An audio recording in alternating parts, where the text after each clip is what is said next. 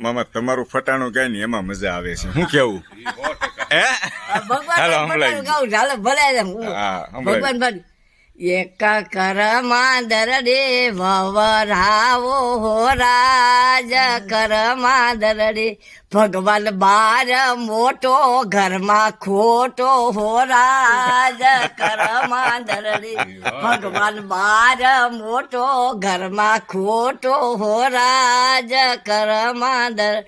એના ધોળા લુગડા ભબકા ભારે હો રાજ કરમાં દરડે